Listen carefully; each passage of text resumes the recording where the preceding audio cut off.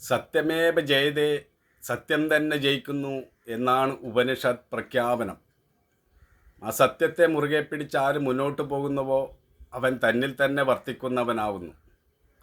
സത്യം സത്യം എന്ന് വെറുതെ പറഞ്ഞതുകൊണ്ടായില്ല, സത്യത്തെ കണ്ടെത്തണം. ഈ പ്രപഞ്ച നിയമം എല്ലാവർക്കും ഒരുപോലെയാണ്.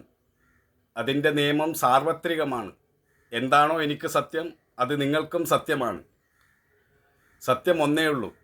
അതിനെ നമുക്കാർക്കും കൈക്കൂലി കൊടുത്ത് വശീകരിക്കാനാവില്ല. സത്യം നിഷ്പക്ഷമാണ്. ധനികനായാലും ദരിദ്രനായാലും പ്രപഞ്ച നിയമത്തിനെതിരെ നീങ്ങിയാൽ ദുഃഖം തന്നെയാണ് ഫലം. ആന്തരിക നിയമത്തിൻ്റെ കാര്യത്തിലും ഇതുതന്നെയാണ് ശരി. ദ്വൈതമില്ലാത്ത അവസ്ഥയാണ് സത്യം. അത് നമ്മുടെ ഉള്ളിലുള്ള ദൈവത്തെ, നന്മയെ സൂചിപ്പിക്കുന്നു. നന്മയുള്ളവന് ശാന്തിയും സമാധാനവും കരഗതമാകുന്നു. അവന് യാതൊരു ആശയക്കുഴപ്പവും ഉണ്ടാകുന്നില്ല. അവൻ നിൽക്കുന്നിടം തന്നെയാണ് സ്വർഗം.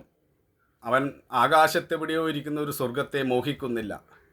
ഒരിക്കൽ സ്വാമി വിവേകാനന്ദൻ ശ്രീരാമകൃഷ്ണദേവനോട് ചോദിച്ചു, എനിക്ക് കുറച്ച് തീർത്ഥസ്ഥലങ്ങളൊക്കെ സഞ്ചരിച്ച് കണ്ട് വന്നാൽ കൊള്ളാമെന്നുണ്ട്. ശ്രീരാമകൃഷ്ണദേവൻ പറഞ്ഞു, അതിനെന്താ, നീ പോയി വരൂ. അങ്ങനെ വിവേകാനന്ദ സ്വാമി തീർത്ഥാടനം കഴിഞ്ഞ് തിരിച്ചു വന്നപ്പോൾ ശ്രീരാമകൃഷ്ണദേവൻ ചോദിച്ചു, നീ എന്ത് മനസ്സിലാക്കി? തീർത്ഥാടനം ചെയ്തതിൽ നിന്ന് നീ എന്ത് മനസ്സിലാക്കി?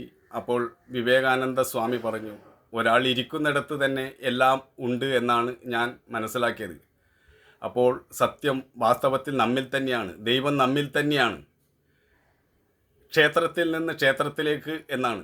ഉത്തമക്ഷേത്രം മനുഷ്യ ഹൃദയമാണ്.